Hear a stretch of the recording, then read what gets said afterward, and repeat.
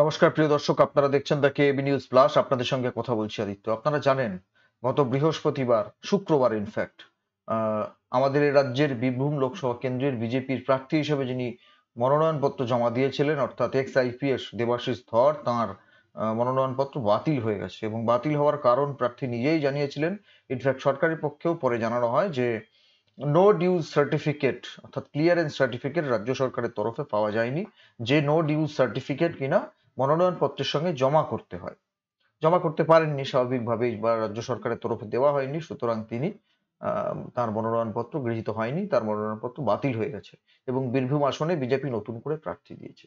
তো সেদিনই অনেকে প্রশ্ন তুলেছিলেন যে এবারে দুজন আইপিএস তারা তাদের পদ থেকে স্বেচ্ছায় অবসর নিয়ে রাজনৈতিক দলে যোগদান করেছেন এবং প্রার্থী হিসেবে মনোনয়নপত্র জমা দিয়েছিলেন। কে কে? একজন তো দেবাশিস ধর, যিনি বিজেপির প্রার্থী হিসেবে বীরভূম কেন্দ্র থেকে মনোনয়ন দিয়েছিলেন।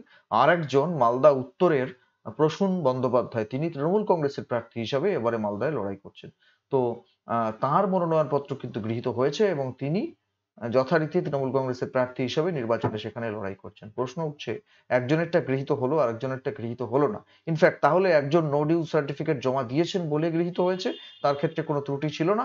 আর দেবাশিস ধর নো ডিউ সার্টিফিকেট জমা দিতে পারেননি, তিনি হাতে পাননি, সুতরাং তাঁরটা বাতিল হয়ে গেছে। এই তো বিষয়। কিন্তু মাননীয় মুখ্যমন্ত্রী আজকে মালদার সভা থেকে, অর্থাৎ প্রসূন বন্দ্যোপাধ্যায়ের সমর্থনে তিনি মালদার হবিবপুরে যে জনসভা করেছেন, সেখান থেকে অদ্ভুত কথা বলেছেন। কেন বাতিল হয়ে গেল সে নিয়ে মাননীয় মুখ্যমন্ত্রী তার নিজস্ব যে মূল্যায়ন, সেই মূল্যায়ন তিনি করেছেন। তো বলেছেন বিভিন্ন কথা। আগে আপনারা শুনুন তিনি কি বলেছেন, তারপর নিশ্চয়ই বলবো দুটো কথা, দরকার আছে বলার, বলবো, শুনুন। এবারে আমরা প্রার্থী দিয়েছি প্রসূনকে।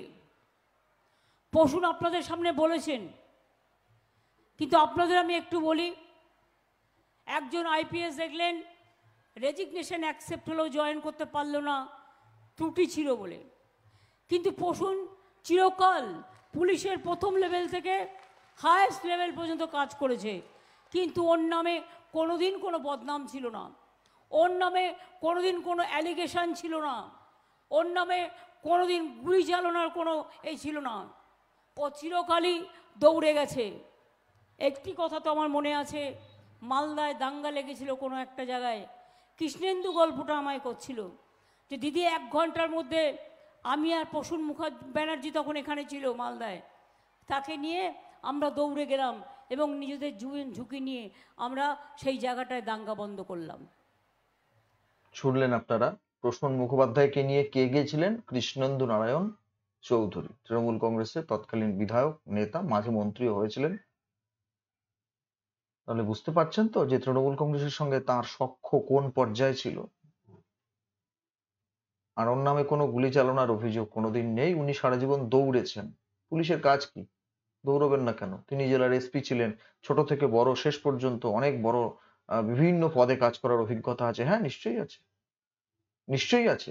উনি যে পদে ছিলেন, দেবাশিস ধরও সেই পদেই ছিলেন। ও ওই শীতলকুচির ঘটনাটায় তার বিরুদ্ধে নাকি গুলি চালানোর অভিযোগ।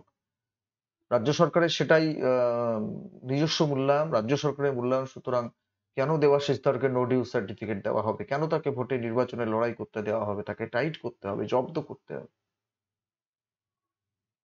সেই জন্যই তাকে নো ডিউ সার্টিফিকেট দেওয়া হয়নি। আর যেহেতু ওই যে বললেন যে কোনোদিন কোনো অ্যালিগেশন নেই, কোনো অভিযোগ নেই, এই সার্টিফিকেট তো আপনি দিচ্ছেন, আপনার অধীনেই তো তিনি কাজ করেছেন, আপনি সার্টিফিকেট দিলে হবে? রাজ্যের মানুষের কথা শুনুন, রাজ্যের মানুষ কি বলছেন। আপনার কথাতেই তো পরিষ্কার হয়ে গেল যে কৃষ্ণেন্দু নারায়ণ চৌধুরী ওই ওনাকে নিয়ে, এসপি সাহেবকে নিয়ে, উনি এখানে কাজ করছিলেন, এসপি সাহেবকে নিয়ে গেছেন। কেন? একটা রাজনৈতিক দলের নেতাকে, রাজ্যের মন্ত্রীকে কেন এসপি সাহেবকে নিয়ে যেতে হয়? আমি বলতে চাইছি, তার মানে শাসক দলের সঙ্গে তার সখ্যটা কোন পর্যায়ে ছিল, এবং যে কারণে তিনি খুব সহজে ওই আসন থেকে তৃণমূলের প্রার্থী হিসেবে প্রতিদ্বন্দ্বিতা করতে পারছেন। যে সহজে দেবাশিস ধরের পক্ষে প্রতিদ্বন্দ্বিতা করা সম্ভব হলো না, তার নমিনেশন ক্যান্সেল হয়ে গেল। সেই একই রকম বিচার যদি প্রসূন বন্দ্যোপাধ্যায়ের বিরুদ্ধে হতো, তাহলে তিনিও তো লড়াই করতে পারার কথা নয়। তার ক্ষেত্রে সব সার্টিফিকেট দেওয়া হয়েছে, সব ক্লিয়ারেন্স করে দেওয়া হয়েছে, যেহেতু তার বিরুদ্ধে কোনো অ্যালিগেশন নেই। ওই যে বললাম, যে পরীক্ষা নিচ্ছেন তিনি যদি খাতা দেখেন, তিনি প্রশ্ন করেন, তিনি পরীক্ষা দেন, সবকিছুই তিনি একজন, তাহলে তার সুবিধা মতো ফলাফল লিখে নিতে অসুবিধা কি আছে? সেই ফলাফল কখনো প্রসূন বন্দ্যোপাধ্যায়ের ক্ষেত্রে একরকম হবে, আবার কখনো দেবাশিস ধরের পক্ষে একরকম হবে। আবার বলা যায় না দেবাশিস ধর যদি তৃণমূল কংগ্রেসে যোগদান করতে চাইতেন তাহলে কি হতো সেটা বলতে পারবো না। তিনি যেহেতু বিজেপিতে যোগদান করতে চেয়েছেন, তাকে নো ডিউজ সার্টিফিকেট তো এখন দেওয়া যাবে না। অসুবিধা আছে, অসুবিধা আছে। একে বীরভূমের আসন, কৃষ্ণমন্ডল এখন তিহারে, সুতরাং সেখানে যাকে তাকে তো আর বসতে দেওয়া যায় না ওই চেয়ারে, সুতরাং আটকেছেন। তবে যুক্তিটা কিন্তু দারুণ, সত্যি সত্যি যুক্তিটা অসাধারণ, অসাধারণ, অনবদ্য। এভাবেই চলবে, চলুক এভাবেই। প্রিয় দর্শক, কি বলবেন আপনারা? এক যাত্রায় পৃথক ফল হলো কিনা? একজন আইপিএস তিনি যথারীতি নিয়ম অনুসারে তিনি লড়াই করতে সুযোগ পেলেন, আরেকজনকে কৌশল করে কার্যত আটকানো হলো। আপনাদের যা মতামত আপনারা কমেন্ট বক্সে কমেন্ট করে বলবেন। যেটা বলতে চান সেটাই বলবেন, কোনো অসুবিধা নেই। নজর রাখবেন দ্য কেএবি নিউজ প্লাসের পর্দায়। ধন্যবাদ।